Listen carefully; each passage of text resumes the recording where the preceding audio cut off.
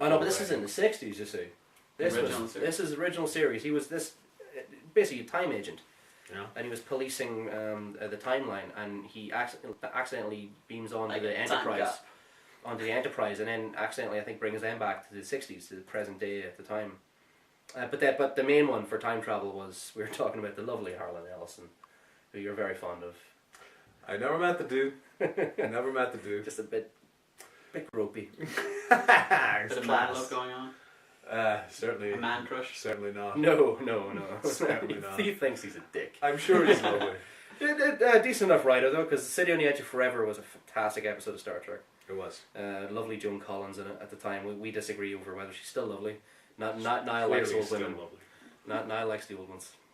Well.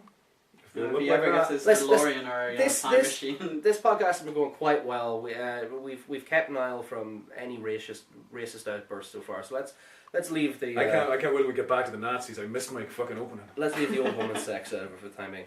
But the idea of Kirk and Spock stuck in the Depression and stuff like that, and Spock still just by finding things in the time starts building incredible implements because he's a genius and everything. The new generation, they never really did Next generation, they never really did any time travel. But was it not that they went into the No, not you're thinking the Holosuite. No, because you had Time's Arrow where they go back to and meet Sam Twain.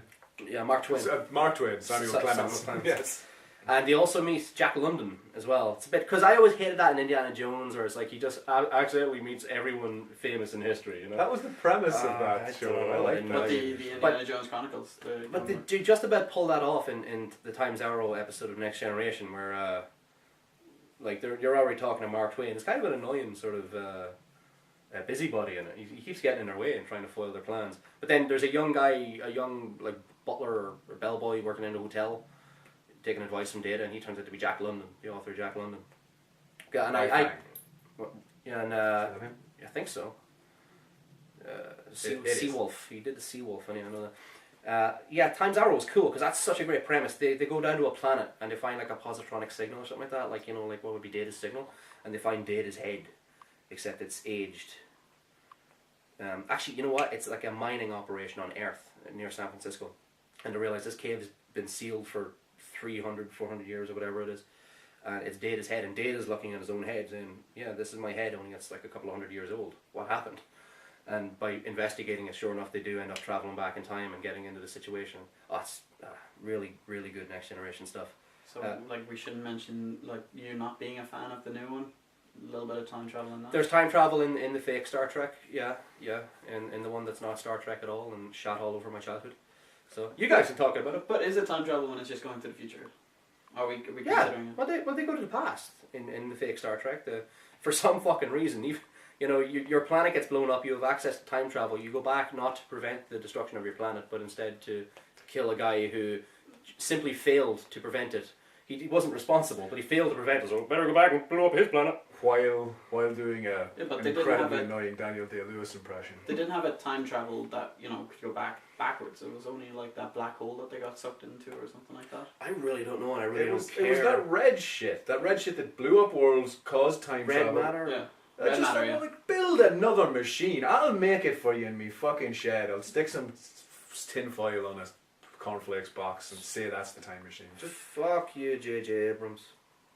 The new one's coming out. Now I'm in a bad mood. Thanks, Shane. I'll just get into my time machine. You know what will put you in a good mood?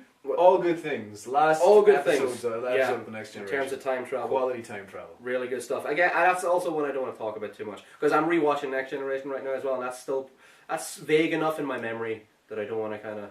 I'm on season 6 right now, so. Well, there's a cartoon show that I can take up that might make you feel a bit good. Futurama. There's 2 time zone episodes. Yeah, he's his own grandfather. Red Dwarf did that first. Oh yeah. He became his own father, which is even worse. Futurama had great time travel stuff. There was also the one where he made the time machine, the professor made the time machine, and they go, like, they're only meant to go a few seconds into the future, and they skip like hundreds of years, and they end up at the end of the universe, and they keep going ahead, and then it's just time actually repeats itself. Yeah, that's kind of cool. There's that Doctor Strange story from the 70s. Oh, I can't remember who wrote it. That's really annoying to me. Where he meets the guy, a guy traveling backwards through time to the start of the universe, who's going to basically kill God and steal his powers as he makes the universe. So Doctor Strange and Baron Mordo follow him back through time. Mordo trying to convince him, trying to play an angle, trying to convince him to do all this stuff, and as it goes through, he becomes. It's that magician traveling backwards through time, gaining more and more energy that does, commits all the genocides of the Old Testament and things like that. And then when they get back to the dawn of creation, he kills God and takes his place, but from God's vantage point realizes the value of all creation and restarts everything again just as it was. I don't give a shit about spoilers. Doctor Strange is something, isn't it? Yeah, I like the Doctor Strange type story with Alan Quartermain at the end of Volume 1 of League of Extraordinary Gentlemen. It's very Doctor Strange. Time Machine one. Where H.G. Wells' time traveller shows up and they're travelling around on that lovely brass Victorian time machine. I've never read the H.G. Wells, but the only H.G. Wells I've read is War of the Worlds, which I love. It's a fantasy read. I've never read The Time Machine. Dr. Moreau, I think, is my favourite of his. Really? But you haven't read War of the Worlds? No, I haven't read. We should swap. You should give me Moreau. I'll give you War of the Worlds. I will do that. I haven't read either. They're good. I'm sure, but you can get it in 2 seconds. So, what do you do with your books? In terms of the 60s, was it the 60s movie? With the guy from The Birds, the Australian actor? Oh, yeah, was that the 60s? Yeah, I think so.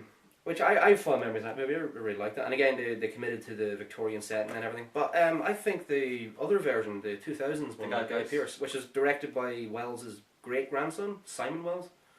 Nice a little bit about In the Family. Yeah, I really like it. I think it's very good. The way Guy they did Pearce the is Morlocks. brilliant in it. The Morlocks are done very well, I thought. It didn't strike me at all. It was just... I really liked it. I have watched that. I've watched that. I can move on now. No, I would recommend it. I didn't even know Jeremy Irons was in it until he showed up. Yeah, he's the leader of the Morlocks, and for some reason all the sort of mixed race natives that are the only survivors of the human race, they're all Irish, which is good. It's like Samantha Mumba and her little brother playing them. I really liked it. I thought it was a good movie, and the emotional context of it. I don't know whether that was in the book or not, but his lost love. He wants to time travel so he can save his wife. He's very... fiancé. Yeah. Do you know what that reminds me of? What's that? That film you made me watch, Karen. Timescape. Yes, with Jeff Daniels. Or what was it? Grand Tour, Disaster in Time. That was the name of the original story, and I think in Europe, right, this is about the run out in a bit.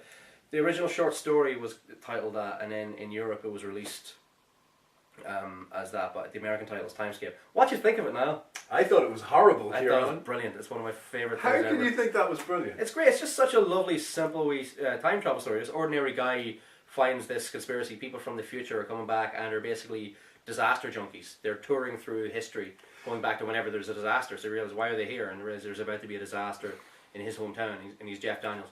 And there's a lovely... kind of like Doctor Who going back to all the Titanic and everything. Stuff like that. But in terms of someone travelling through time and meeting themselves, that's my favourite example.